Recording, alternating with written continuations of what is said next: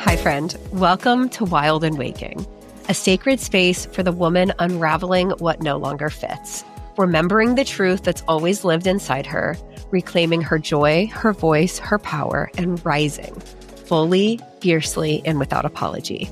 I'm your host, Emily Rushell, and together we'll explore what it means to live in alignment, lead with soul, and awaken a life of abundance, authenticity, and purpose. Let's begin. Hi, friends. Welcome back to Wild and Waking. Today, I'm joined by Serena Arora, a new friend through this wild gift of the internet.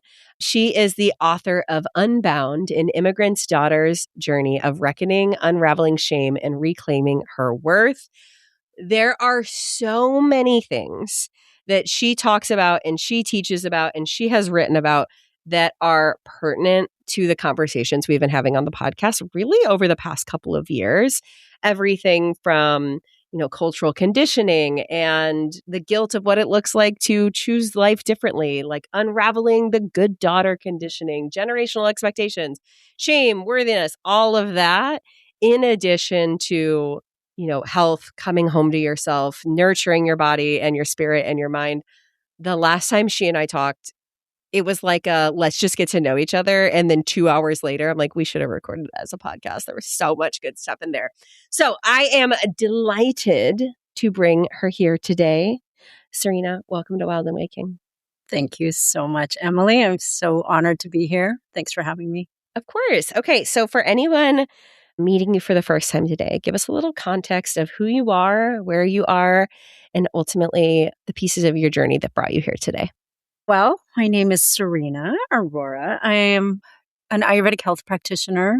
I'm a yoga therapist. I've been a yoga therapist for over 25 years.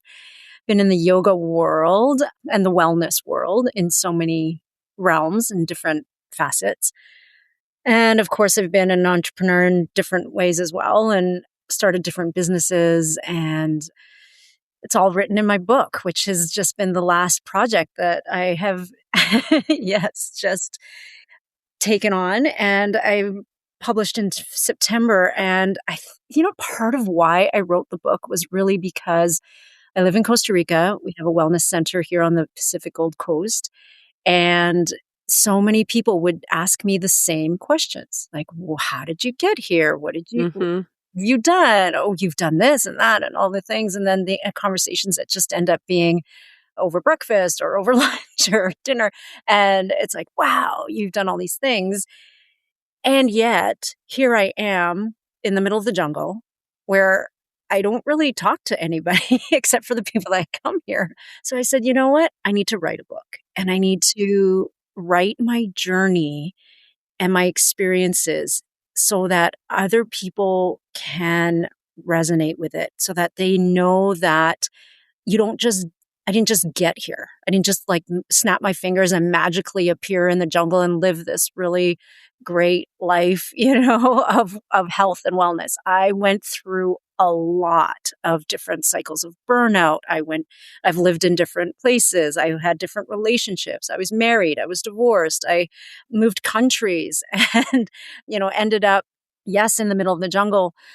And it took me 50 years. I'm 52 this year. It took me 50 years to really see the lessons behind each of those moments so that I could finally stop that patterning. And like you just talked about, the generational, noticing how much patterning that I was carrying with me, no matter how much I changed my environment, it was always with me. And it was until I was able to see it and grow from it and start to admit that I was incongruent. I was living a very incongruent life. I was teaching wellness and teaching, nervous system regulation. And here I was kind of in the chaos of this life in the background and in so many different iterations of myself that it took reinventing myself over time to realize, who do I really want to be in this lifetime? And how did I get to this place was really being a caregiver for my parents now and noticing that the woman I needed to be for my mother. She has Parkinson's and dementia. And it's noticing how much she needs to be validated, what she needs and what she didn't get to, the parts of her that she did not get to in this lifetime that I know for me, I'm going to get to that in my lifetime. That was my red flag. That was my warning sign. That was my way of saying, okay, if this is what's waiting for me, that's not what I want. So let's break it now. And then I get to reparent myself. I get to be the caregiving mother in so many ways for my own mother and be the mother that she never had and love her in a way that she never got loved. Would you tell us a little bit more about like the history and lineages of your families that ultimately brought you into the situations that you were? So I was born in Canada to a Chinese mother and an Indian father. And so their cultural backgrounds were different. And then my cultural background was completely different. So I was straddling a very interesting dynamic of 2 to 3 different kinds of worlds and trying to forge an identity that really was mine. But as a young girl and very, I would say, I absorbed a lot. I was very curious when I was a little girl. I was really observant. As I was writing my book, I noticed how much time I spent alone in my, Mm. and I created, stories in my head and of the situation. I just really was so sensitive to my environment. And what I took from my mother's way of being was that she gave us tough love. And she came from that life. So the reason why my book is called Unbound is because my mother's Chinese grandmother in China had her feet bound at a time when that was considered beautiful or in some ways submissive or marriageable. So the smaller your feet were, the more marriageable you were, and then the better, quote unquote, better your life would be. My grandmother escaped that. So when she ran away, she went to Malaysia. She ended up meeting my grandfather. They had children, and they ended up having 4 daughters that also escaped that same fate. And so I look at it as, yes, my grandmother's feet were not bound. My mother's feet were not bound. And yet, as I care for my 86-year-old mother with bunions and, dementia and not feeling loved, and also ultimately me, we're still escaping something. We Mm-hmm. still had that generational fear and whatever we were carrying with us that maybe even wasn't even ours, that we were walking on eggshells, that we walked with trepidation, that I remember wanting, as a little girl, like I was like, the world was my oyster. I was very expressive, and I was told, don't be too loud, don't be too expressive, or, the good girl, like you said earlier, the good, quote unquote, good girl, and is like how to fit in this box. Because this is the box that's going to make you successful. This is the box that if you stay in this box, you're going to be safe. If you stay in this box, you will be educated, and I felt so trapped. And I felt like a bird in a very small cage that I had followed all the rules that I was conditioned to believe were important in life. And I did all the things. I went to school, I went to university, became a teacher, and I was sitting in my classroom and looking outside the window and just thinking like, gosh, is this it? Is this all there is to this life? Am I going to be, here for my pension, and it's going to be like 30 years, and then I'm going to get my pension, and then that's it. Then what? Yeah. Yeah. And that wasn't me. That wasn't aligned with my deepest heart's desire. I have no regrets being a teacher. I loved being a teacher. I loved being with the kids. But one day in my classroom, a young girl, she put up her hand and she said, I was teaching French immersion. She said, Madame. And I just said, yes. And she goes, did you have crab for lunch? And I just kind of like smelled my breath and I looked at my clothes and I was like, no, why? And she's like, because you're crabby. Oh my gosh. And in that moment, it was such a wake up call like, no, this is not going to be I do not want to be one of those teachers. I do not want to, these kids deserve more. And it was all, even I think about my own upbringing. I often thought my mom was a teacher. She was a teacher too. And I always thought, like, I don't even think she likes kids. Like, Yeah. and so, it was doing things that didn't feel necessarily fulfilling in that moment in time in my life. And so I left. I left teaching. I traveled the world. And, I thank that little girl for having the guts and the courage to just call me out and to help me look at myself in a different way and be that mirror for me. Yeah. I know one thing I've heard you talk about is the concept of the Imma guilt, like the guilt of choosing differently. And that's something I've seen with so many women I work with of like, oh, I work so hard for this thing, or my parents expected this, or my neighbors, my friends, my sisters, the ladies at church, like I'm expected to do X, Y, and Z. And whether they can concretely name that or not, there's like some different flavor of like, oh, what are they going to think if I do different than the script? And that like really becomes a fear and a limiting belief towards stepping into whatever it is they want, whether it's a career change, a relationship change, a just lifestyle change. Can you speak to that feeling of guilt of choosing differently? Oh, yes. Thanks for the question. As an immigrant daughter, my parents, they had a very specific set of expectations around what life should look like. They sacrificed a lot for our life. They worked hard. They kept their head down.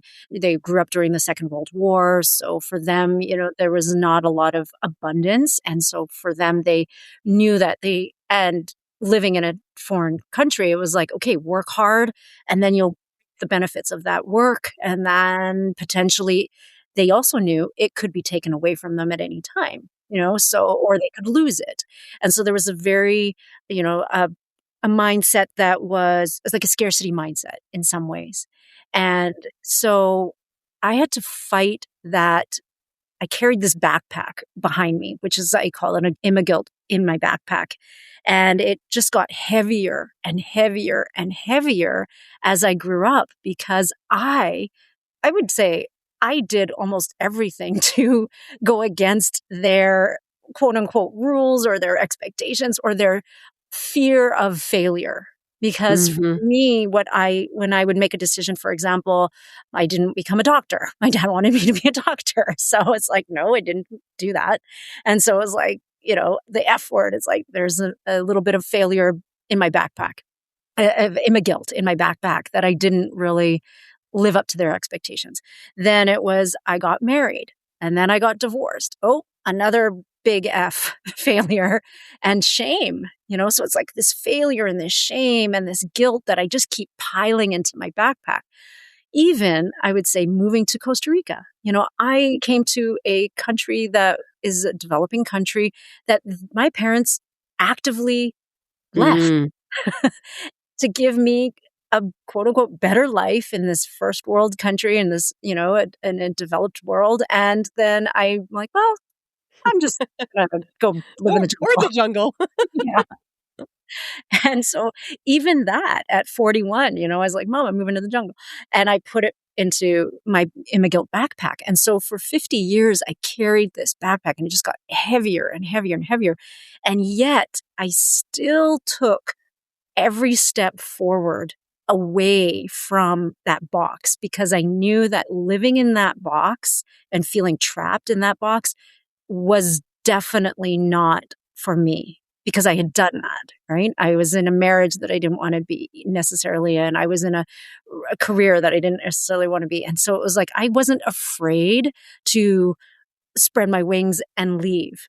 What I was afraid of was letting go of that guilt and that immigrant backpack that I could just finally realize, no, I could lay this down and feel so much lighter and spread my wings and actually feel really good about the direction that I'm going and Yeah. feel good in that freedom. So for anyone who feels like they're wearing their own backpack filled with whatever layers of guilt and shame and obligations and expectations, what were some of the things that you were learning or doing along the way that helped you be able to release that? Coming back to myself and a North Star that I would say was yoga. So when I went to India, and I got divorced and I went to India and I was like, I'm here to study yoga. And I kept going, when in doubt, go to India. That was my thing. And I had a yogi uncle there, my dad's second eldest brother, an incredible force of a man just by being who he was.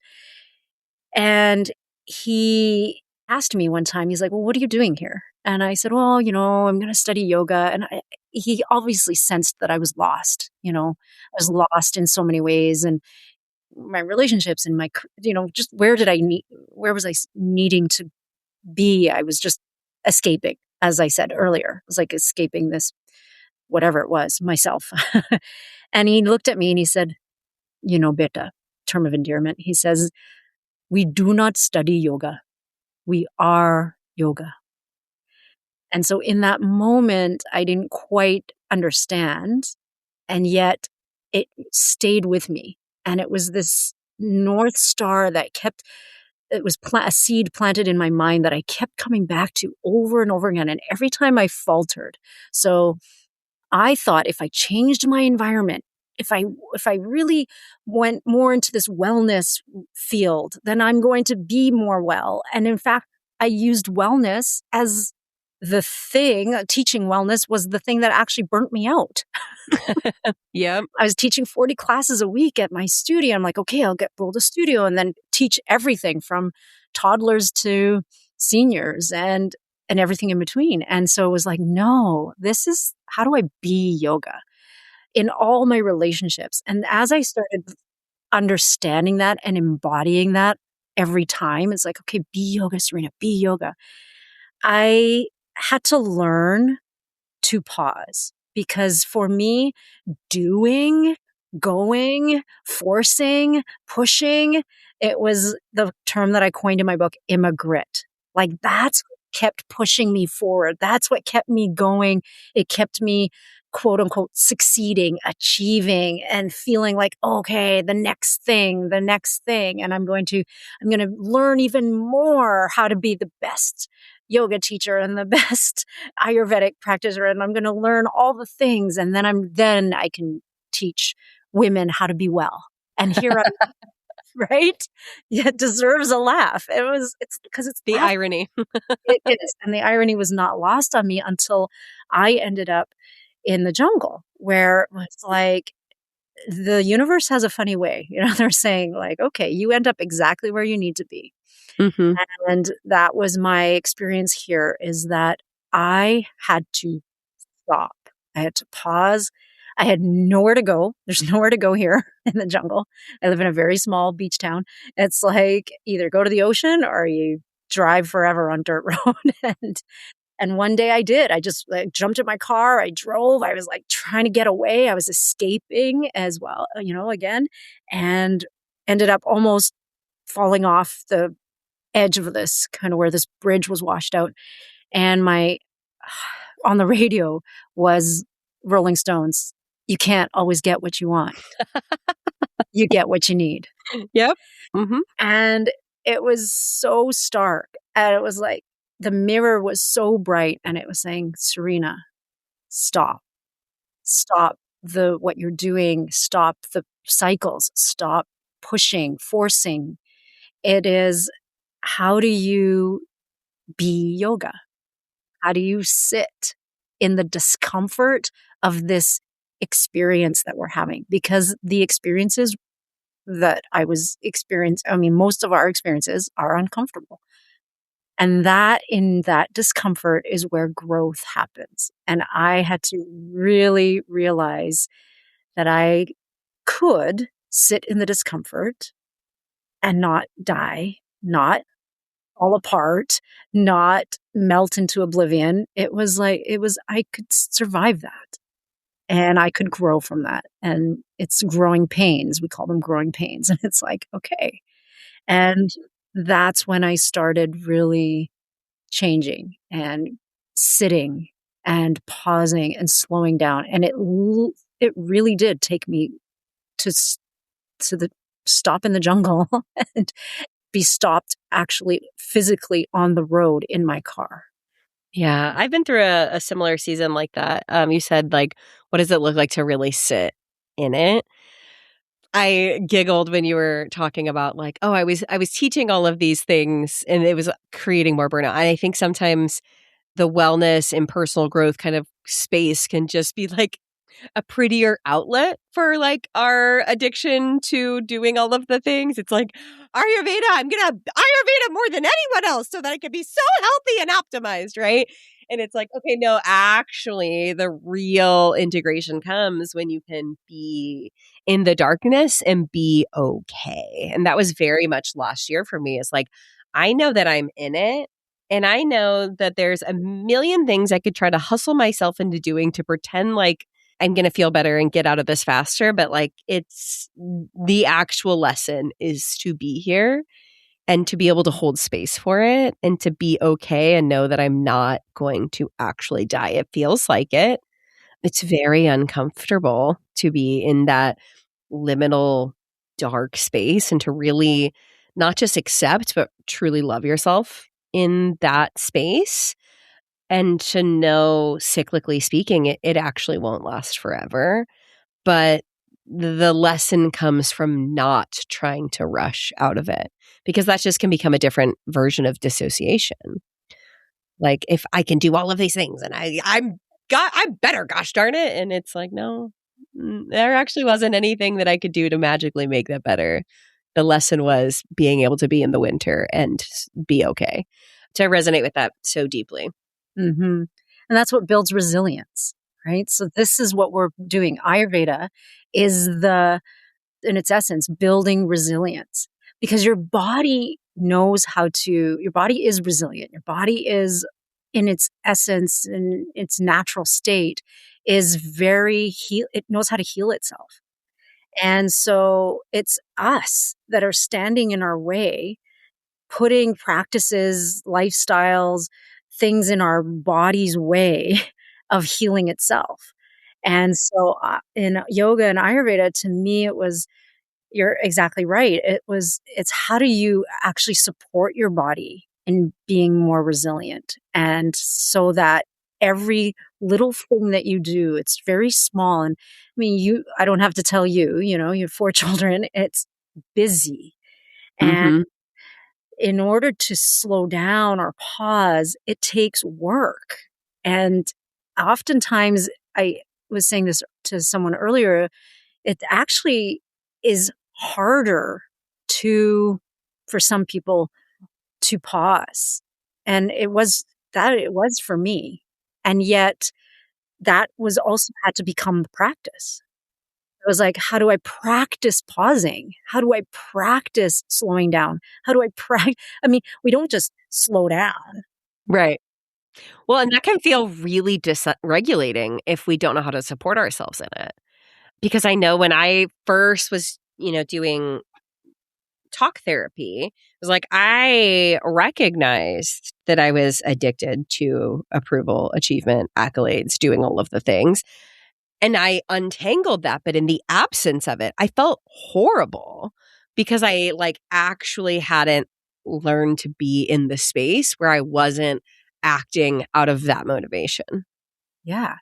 And the feeling horrible, can we shift our perspective and realize that it's not because it's horrible and it's going to hurt us. It's that feeling is the work. It's the growing pain. And I look at my mother, who has this nervous system disorder. Okay. So she has dementia, she has Parkinson's, and a nervous system disorder doesn't just happen. Yeah. This is decades of worry and fear. And in my book, I speak about the word worry and fear coming together, making the word weary. Yeah. And there's generations of weary women. And when you start feeling that weariness, when you are feeling the exhaustion, when you start feeling the fatigue, when you start feeling the burnout, that is your sign. That is the way that it's saying, okay, your body is telling you, slow down, pause, come back, build resilience so that I can reset. And that way you won't keep getting to that place where, my mom in her 80s, that occurs. And so it's very small whispers sometimes that in your body whispers to you.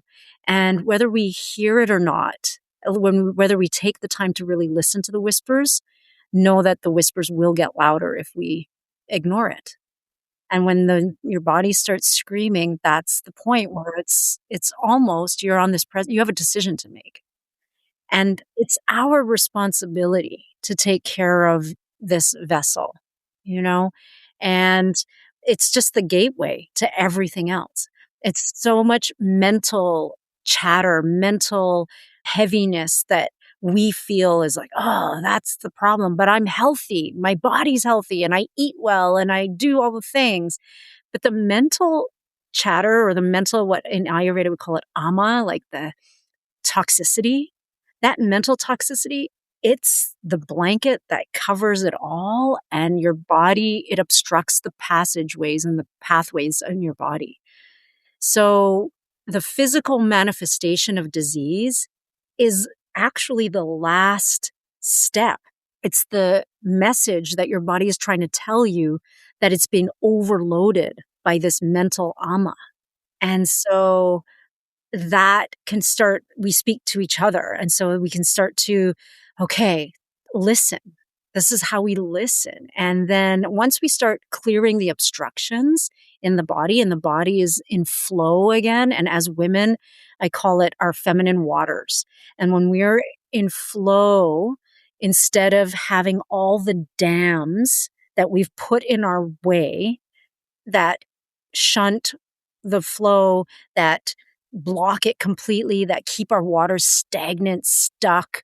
When we're feeling stuck, I mean, that's a huge sign that we're not flowing. And so we are at our best when we're flowing.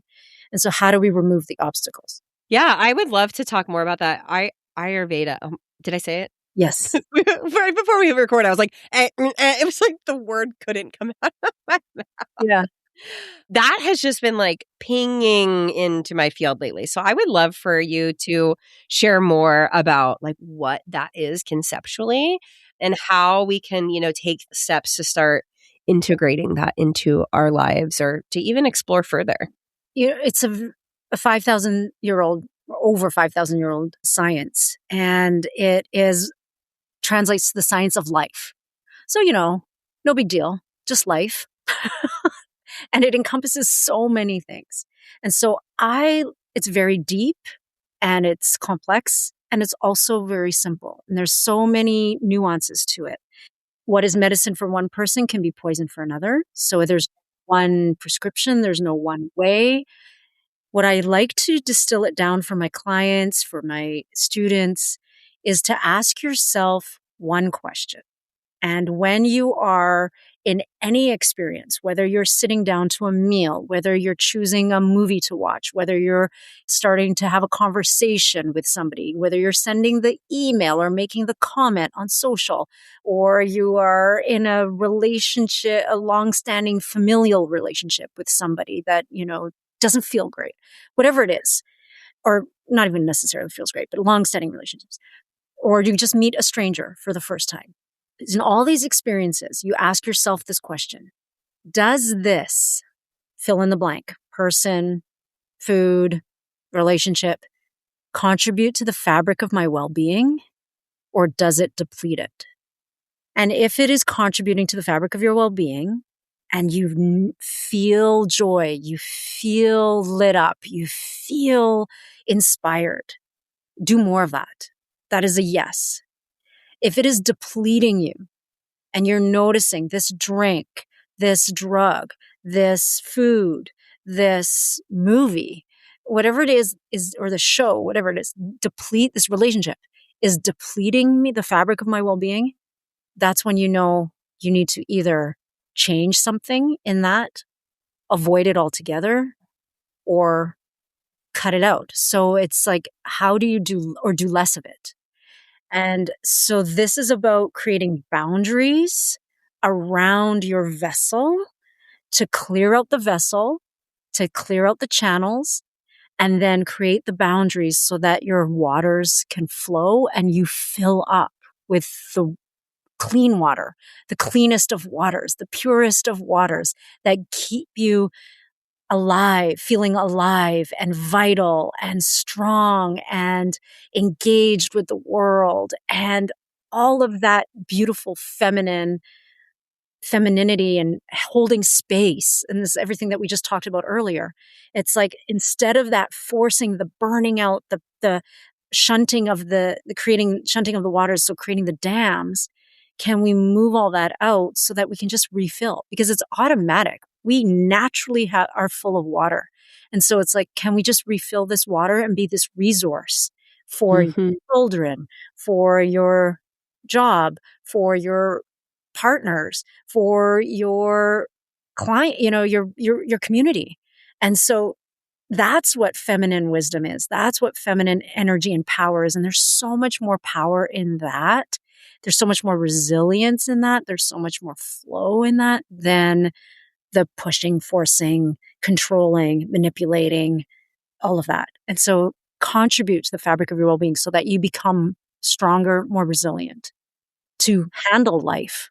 That last little bit, it's so interesting you say that, because my follow-up question was going to be like, okay, how do we integrate that with everyday life? Because I think sometimes we see or hear about these like idealized ways of being. We're like, that sounds lovely, but I have laundry to fold and it's Maycember and my kids have a million things on the calendar and this and this and this. And so we kind of get in the space of absolutes of like, well, I can't just go do yoga in Costa Rica. So I guess I'm doomed to this life of like burnout and suffering and overwhelm. Beautiful. Beautiful question. Beautiful statement. Yeah. So, yeah, my question was going to be like, how do we, integrate this?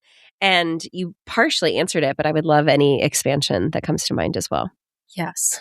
So when you're folding the laundry, can it be this beautiful, active meditation of like, wow, I'm so grateful for my children. I'm so grateful for my husband or my partner, whatever it is. Wow, I get to do laundry. I get to be in this place where I have my family and I have a home and abundance. And so to start to shift the perspective of just being folding the laundry in a way that feels a moment to moment awareness. And this is what Ayurveda is. It's like washing the clothes, doing the dishes, feeding your baby, walking the dog, driving on your commute, even if it's just a moment of like awareness, even a second of gratitude, those are the little things that help feed the well, that help build the waters back up in the well. And it could either feel like work or it could feel like gratitude. I often find, my niece and my nephew or, young people, who are they're like, oh, I have to do this and I have to go to school. I have to have this thing or whatever. I have to go to do this activity or we're eating this again, or whatever it is in this complaint. And, I live in a developing country. I've been to a lot of third world countries. I've been, and I see how these are becoming first world. And I often say, I'm like, first world problems. Wow. Really? You're having a first world problem here. It's, oh, I can't go golfing today or whatever it is. It's raining. I can't believe I can't go golfing. And so like these first world problems to me we have to start putting things into perspective. And the most resilient, I would say, feminine energy is Mother Nature. And so if we can, in order to integrate what I'm talking about, the connection back to nature is like, even if it's for a moment, so it doesn't have to be going to Costa Rica. You don't have to book that ticket. You don't have to sit on your mat or do yoga on your mat and this is what I really tell my clients, because I don't want it to be a chore. It's not that.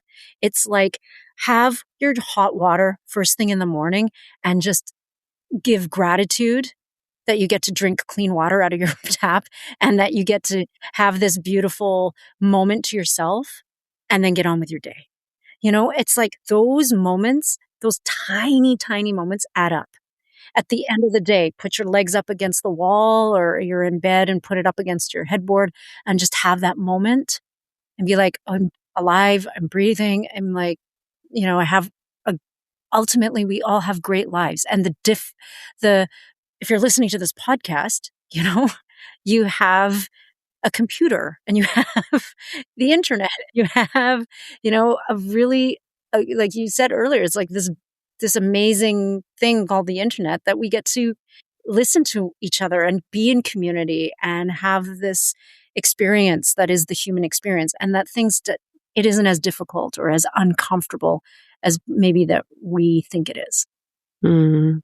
There's a phrase I come back to often. It's like, everything is changing and nothing is changing. Like, what is actually in your life? Your kids, the nature of what you do for work, your relationship, your house, like all of that can remain the same and your entire reality can change. And Mm-hmm. so much of it comes to this like coming home to yourself journey and this like internal work of letting go of these expectations, putting down the shame, like renegotiating with yourself, like how you want to exist in the world.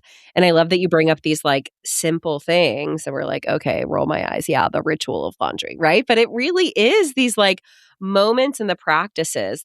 I interviewed Tracy Stanley last week on the podcast. Her book, Living Ritual, comes out in August, and so will that episode. But she said something along the lines of like, when you live a sacred life, everything is ritual.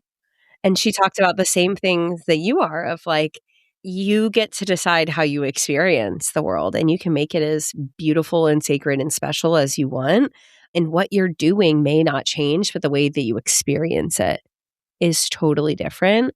And if there is something where it is impossible to do that, like that's where you have the consideration of like, is this actually for my highest good?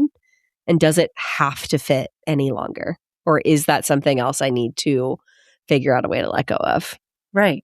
Because it no longer contributes to the fabric of your well-being as you are today. We're constantly changing. And so it's like, how am I showing up today? What do I need today?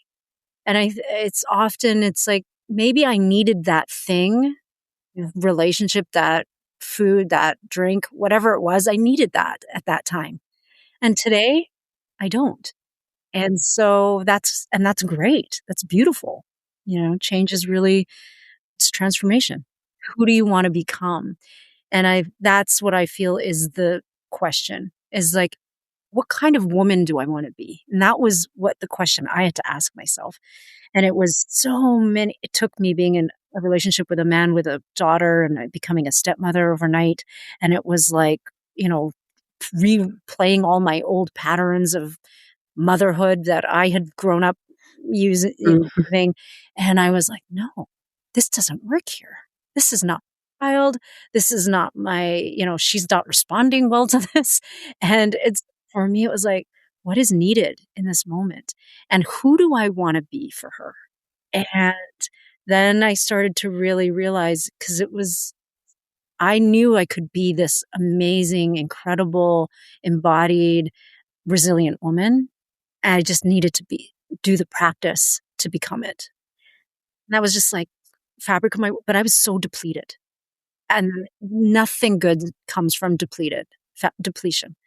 And that for me was the one thing I had to repair. I had to repair my fabric of my well-being first. So it was like all this self-care and really letting go of the guilt, letting go of all the things, putting away. I stopped drinking alcohol. I stopped, the things that for me that I just didn't really feel was good for me and didn't contribute at all to my wellness.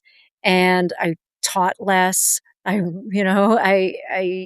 paused more, and I worked on my rest and my replenishing of my waters, living the Ayurveda. Yeah. Well, and two things come to mind is first of all, like we are not actually bound by any circumstance that has been true for us yesterday, today, or at any point in time.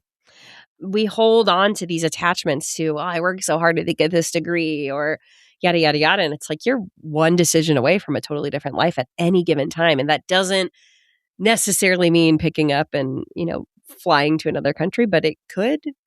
And I think there's also this interesting paradox of like, you are so much closer to a totally different reality than you think.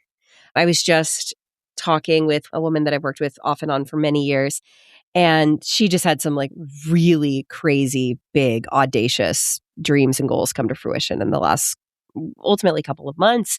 And we were reflecting on how just a few years ago she had spoken those out loud in a mastermind. And she was like, they felt so insane. Like I could not even see the possibility. And now it's just part of her reality. And we were like, yeah, of course.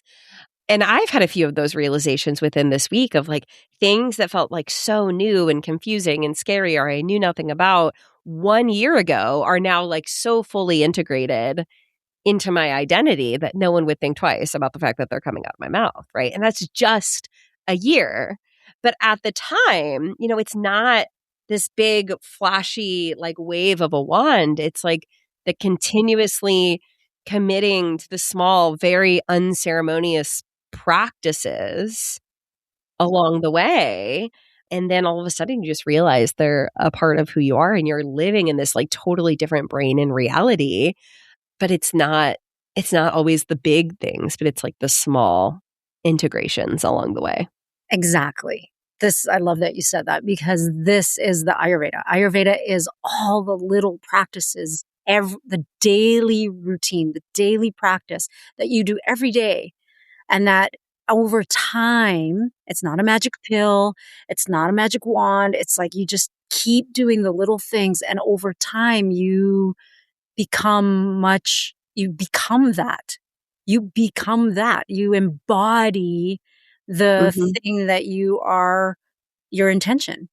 And so it's like doing things intentionally, eating food that intentionally, making moment to moment awarenesses, being aware moment to moment and making very intentional decisions every day. I mean, we make thousands of decisions every single day. And it's like, okay, can I just pause? Can I be intentional with that? And that is going to, just show up. One day you're going to be like, oh my goodness, here I am. And yeah, we are not bound. We are unbound. and I love that. And that took me, as I believe that as well. It's like, it's waking up. You may take those few moments. That's why sometimes when I get asked the question, what was the one moment that you were There's like, not. yeah. Yeah. And it was just so many little, not even little, it was pivotal moments for sure. And it was also writing about them in my book that I could see from the Connect the very dots. beginning. Yeah. I Yeah. mean, before I was even born, this is stuff that I wasn't even mine, that I can let go of this. And as I come full circle now, caring for my aging parents, my dad's 91, my mom's 86.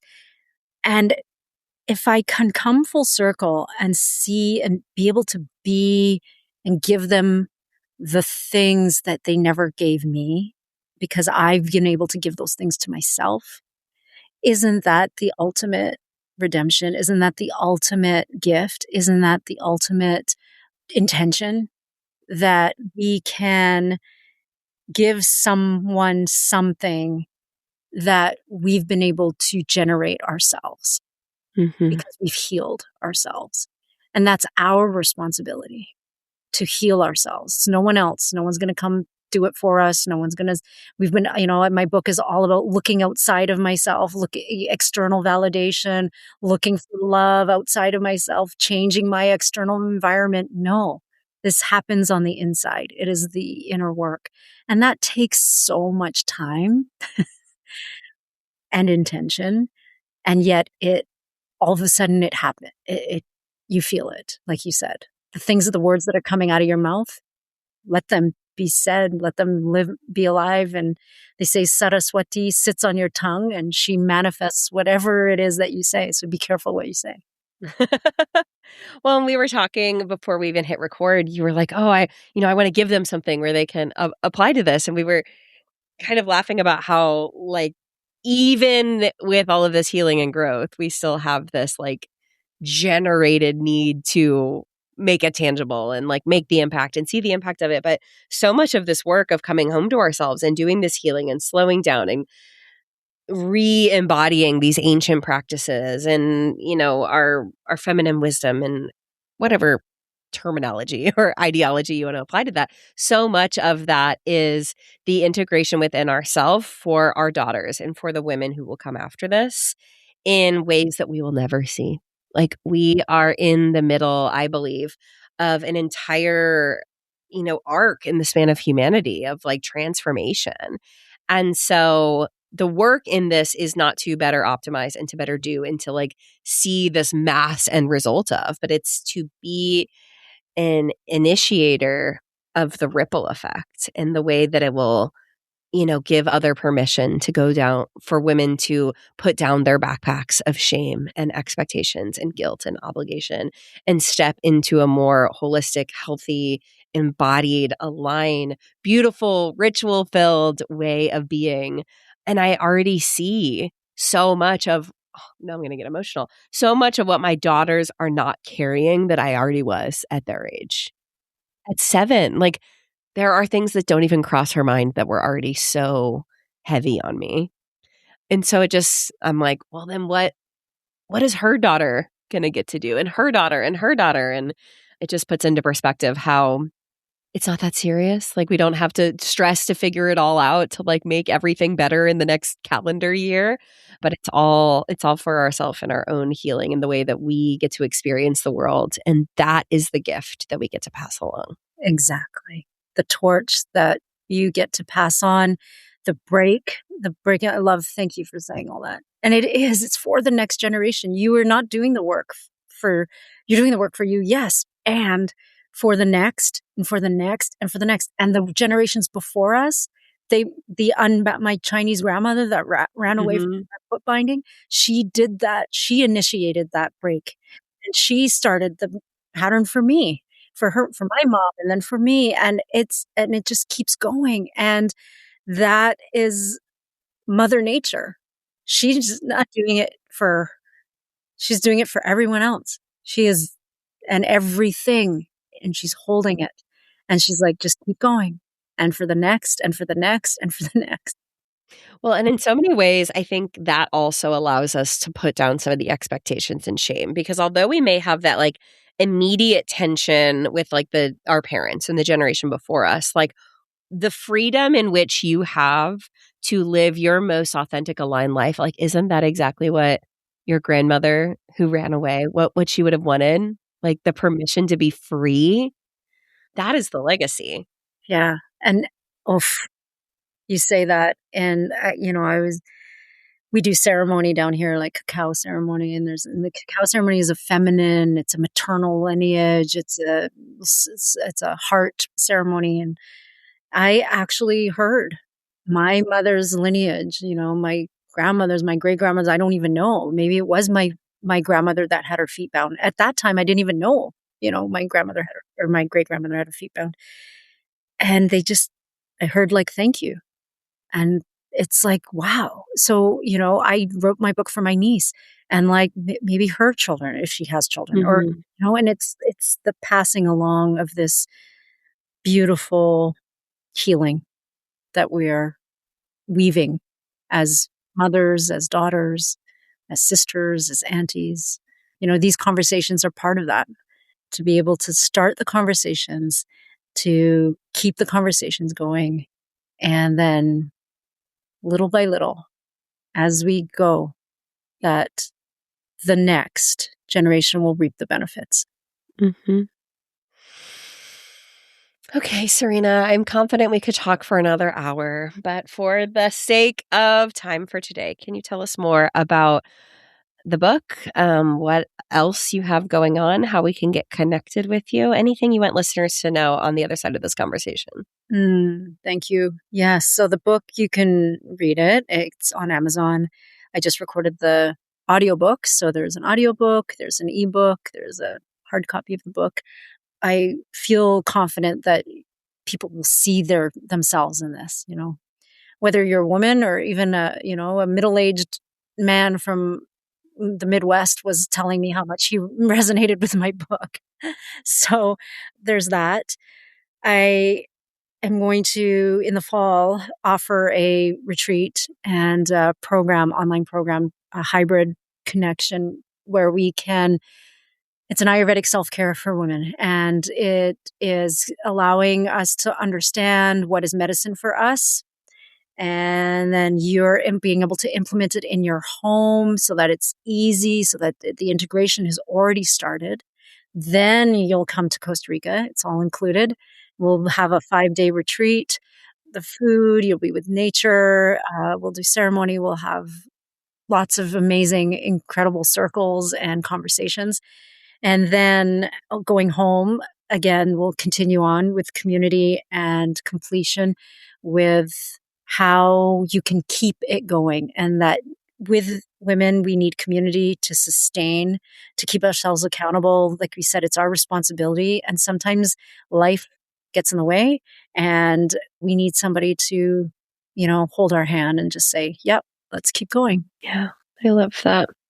I think we're going to have to talk about your retreat center. I have so many questions. I love hosting retreats. Oh, amazing. We'd love to have you. That's great. Okay, before we close out, question I ask every guest on the show. What does growth look like for you in this season? Growth for me in this season is allowing. I am allowing others to have their own journey. Before, for me, it was I wanted to save people or give people information or like, oh, you could do this or you could do that. And I felt really responsible for holding a lot of things because I feel like I've learned so much about life that I'm like, oh, you could do this, you could do that, and everything will be better. And no, for me now, it's just allowing everyone to have their own journey, including, the next generation, like we just spoke about, our children. This is their journey. This is, if they get to make the mistakes, they get to fall down, they get to pick themselves back up. And it's not ours job we're doing them a disservice if we don't allow them to really have their own agency and response and journey with this in this lifetime. And then of course, partners, spouses of them as well. And for me, my parents, and not really holding on to anything as a caregiver. It's like, I will give them whatever they need. And then ultimately, the decision still is theirs, that this is their journey. And may they walk it, this last chapter of their life, in peace. Yeah, that's beautiful. Thank you so much for joining us here today. I appreciate you. Thank you. Me too. And for anyone listening, if there is something that Serena shared about that you would love to know more about or that tapped your attention, please feel welcome to message either one of us on Instagram. We would love to hear from you. Thank you so much for being here. Thanks, Emily. Hey friend, I hope this conversation sparked something real in you. Something that feels like truth, curiosity, or the courage to keep becoming. If this episode resonated, I'd love for you to share it. Take a screenshot, post it to your stories, or send it to one of your friends. You can always find me over on Instagram at Emily Rushel, where I love continuing these conversations and hearing your takeaways. Truly, your DMs are one of my favorite parts of podcasting, so don't be shy.